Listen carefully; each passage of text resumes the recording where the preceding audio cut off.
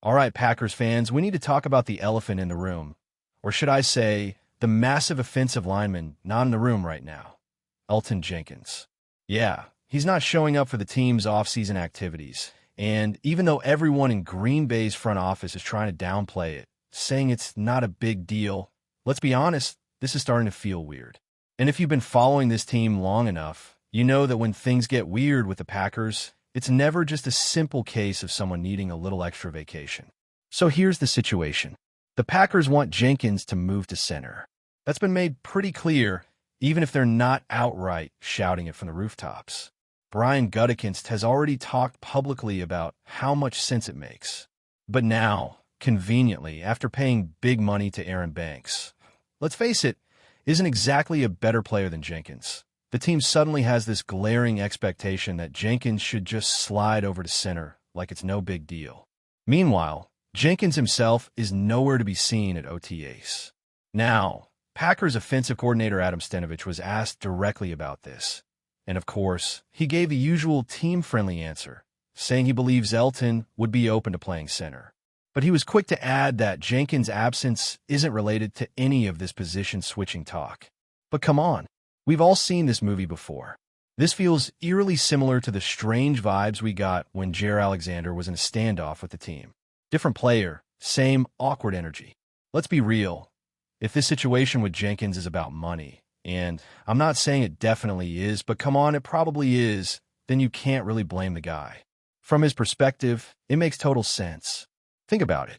Since being drafted in the second round back in 2019, Jenkins has been a rock for this offensive line.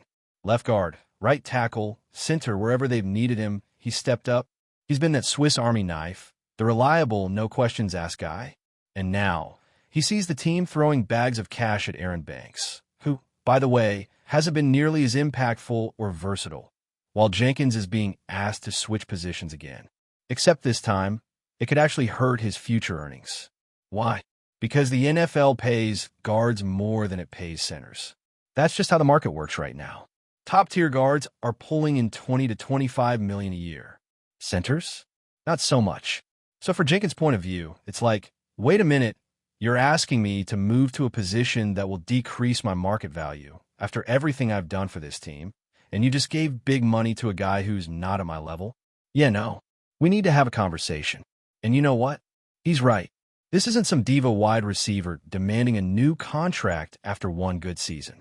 This is a Pro Bowl-level offensive lineman who's been the foundation of your line through injuries, through quarterback changes, through everything.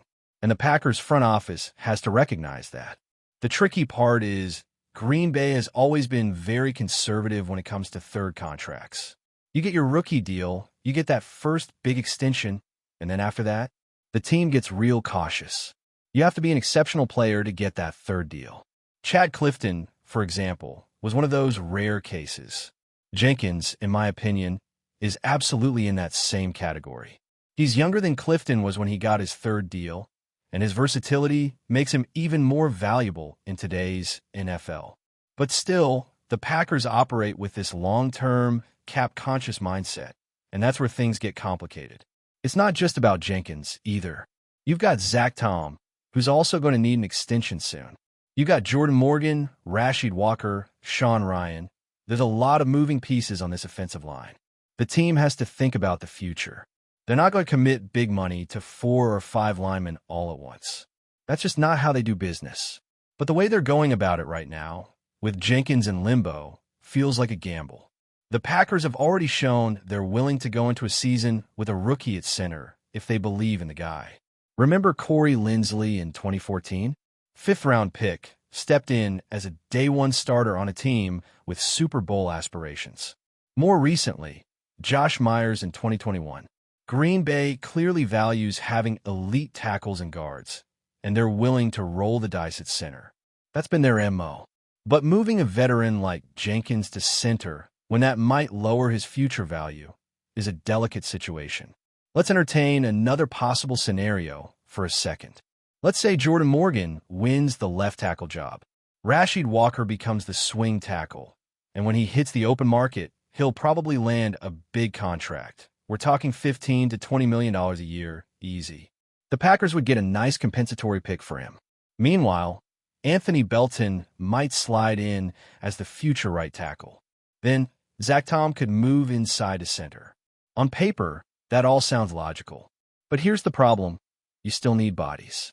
You let Jenkins walk, you're short on experienced, high-quality linemen.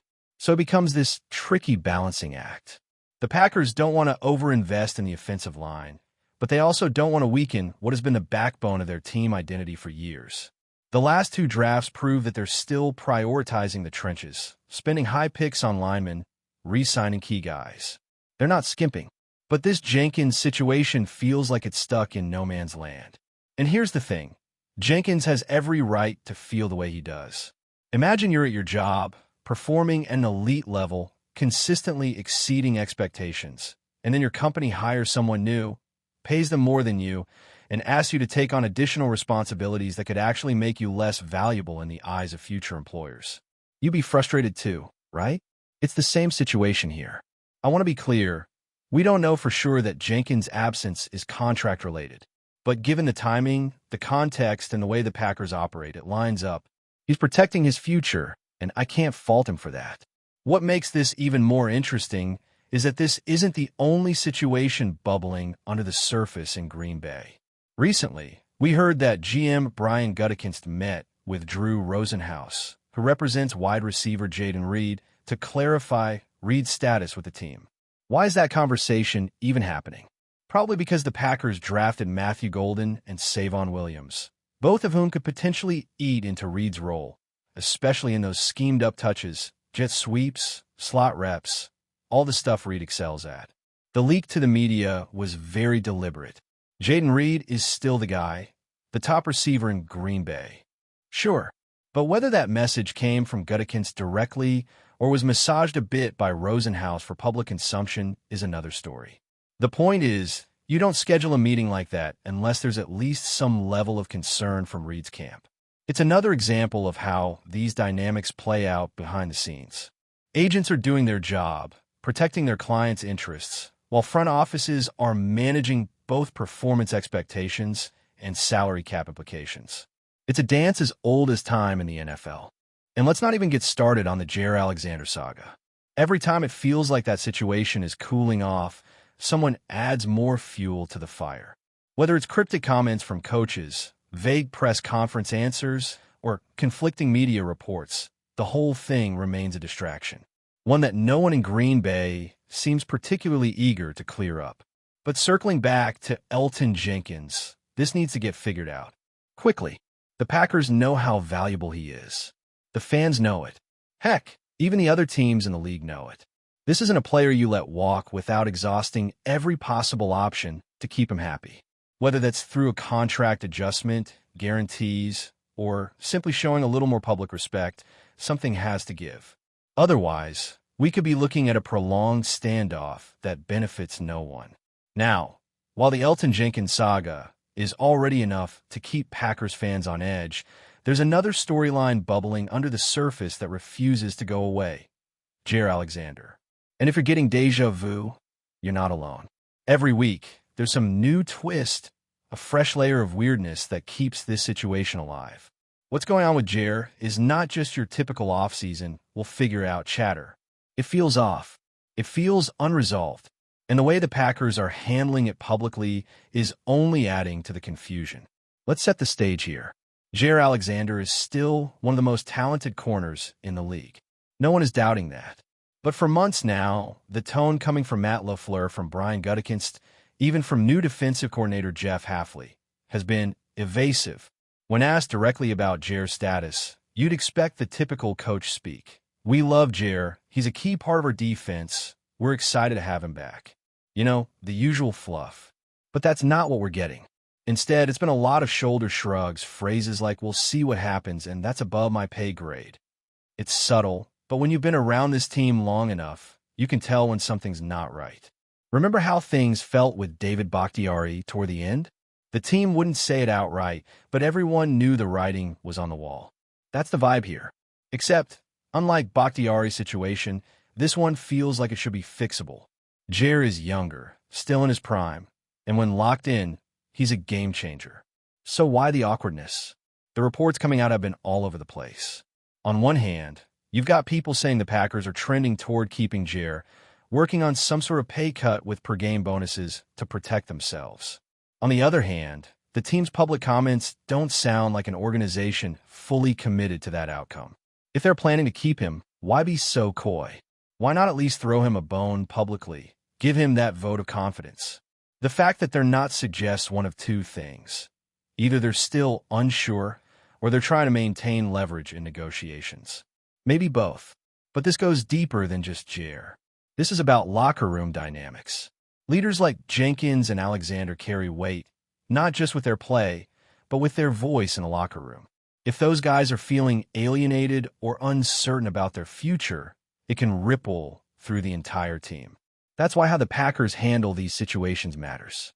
You can't afford fractures when you're trying to build something with a young quarterback like Jordan Love leading the way. Speaking of dynamics, let's pivot to the Jayden Reed situation for a moment, because that drama popped up out of nowhere and had everyone scratching their heads. So apparently, Brian Gutekunst sat down with Drew Rosenhaus, Reed's agent, to clarify Reed's role with the team after the Packers drafted Matthew Golden and Savon Williams. Now, publicly, the line is this won't affect Reed's status as the top receiver. But come on, why is this conversation even necessary? Clearly, there were concerns. Reed was one of the breakout stars for Green Bay last season.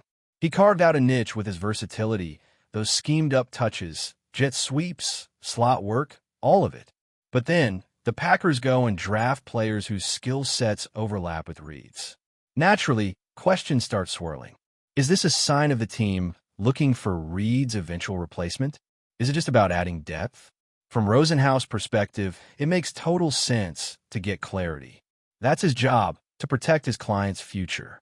But the fact that this meeting happened, and more importantly, the fact that it was leaked, shows you there's more to this story. It wasn't some casual chat. This was a deliberate move to send a message. Someone wanted it out there that Reed is still the guy. But again, we have to ask, who benefits from that narrative being pushed right now? Probably Reed's camp. Try to reassure both the player and his potential future market. It's also worth noting that agents play the media game just as much as teams do. Leaks are strategic. If Rosenhaus went to Adam Schefter with this info, it was for a reason. Maybe it was to calm Reed's concerns.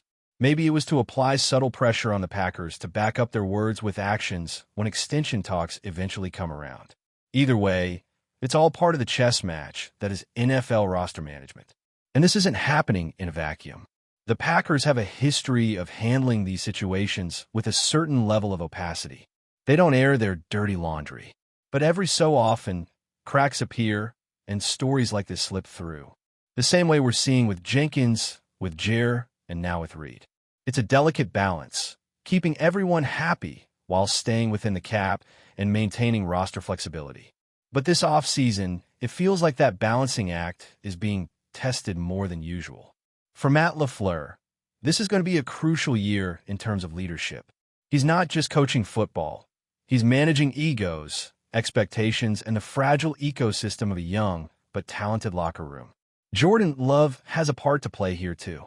As the starting quarterback, his voice carries weight. He's got to be the guy who brings everyone together, who keeps the focus on the ultimate goal, winning games. And let's not overlook the ripple effects these situations can have.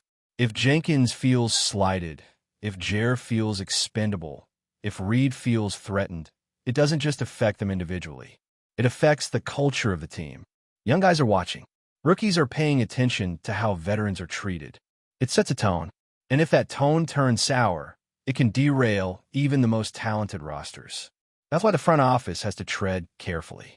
They've done a good job building this roster, no doubt. The talent is there. The offensive line has depth. The receiving core is stacked with potential. The defense, despite its ups and downs, has blue-chip players. But chemistry, trust, and buy-in are what turn potential into actual results. If that foundation starts to crack, no amount of talent can save a season. Now, circling back to Jair one last time, the most logical outcome still feels like a restructure rather than a release. Trading him for peanuts doesn't make sense, not for a player of his caliber. Cutting him outright would be a waste of an asset. For now, all we can do is wait and watch. The Packers' track record suggests they'll figure it out. They usually do. But this offseason has definitely thrown more curveballs than usual. Between Jenkins' contract standoff, Reed's role clarification, and the Jair saga, there's no shortage of storylines to keep Packers fans on the edge of their seats. And to be honest, it's exhausting. Fans want to talk about football. They want to discuss the schedule, the matchups, the rookies, the actual X's and O's. But instead, we're stuck dissecting cryptic press conferences and reading between the lines of leaked conversations. It's not ideal, but it's the reality of the NFL in 2025. Player empowerment, social media, and the ever-growing business side of the league make these kinds of off-season dramas almost inevitable.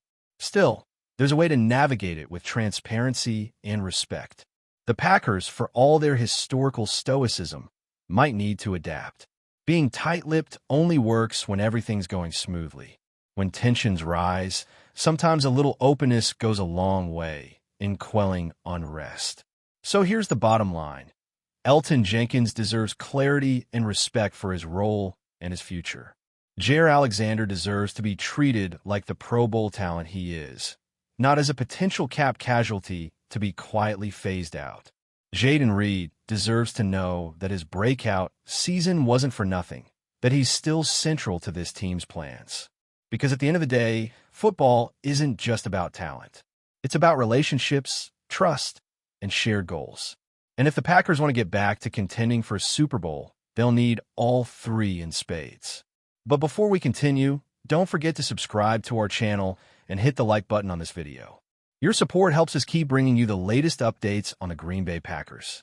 And don't forget to share your thoughts on the news in the comments below. In a bold and unexpected move that is already making waves around the NFL, the Green Bay Packers have confirmed a trade with the Pittsburgh Steelers involving wide receiver Romeo Doubs. The deal, which had been rumored over the past few days, was officially announced by both teams this morning and marks a significant shakeup in the rosters as teams prepare for the upcoming season. Romeo Doubs, a promising young receiver drafted by the Packers in 2022, showed steady development over his first 2 seasons in Green Bay. Known for his crisp route running and reliable hands, Doubs was seen as a key part of the Packers' young receiving core alongside Christian Watson and Jayden Reed. However, the team appears to have prioritized acquiring assets in other areas, possibly aiming to strengthen their defense or bolster draft capital. The Steelers, on the other hand, seem eager to boost their offensive options. Doubs brings speed, agility, and a proven ability to create separation, qualities that Pittsburgh has been seeking to complement their current offensive lineup. His arrival could provide quarterback Kenny Pickett with a much-needed deep threat and a dependable target on intermediate routes, easing pressure on the rest of the receiving unit. While details of the full trade package have not yet been disclosed, early reports suggest that the Packers may receive a mid-round draft pick and a rotational defensive player in return. This suggests Green Bay is thinking long-term, looking to develop younger talent and create flexibility under the salary cap. It also hints at their confidence in the development of other young receivers on the roster, possibly opening more opportunities for rookies or recent signees. This trade underscores a larger trend in the NFL, where teams are increasingly unafraid to part with rising talent in order to address broader strategic needs. For the Packers, it's a calculated risk, betting that their depth at wide receiver will hold up without Doubs. For the Steelers, it's an aggressive push to maximize their offensive potential. Fans from both teams are reacting with a mix of surprise and cautious optimism, knowing that such moves often carry as much risk as reward. Only time will tell who ultimately benefits most from this surprising transaction. But one thing is certain. The 2025 season just got a lot more interesting. That's it for this update.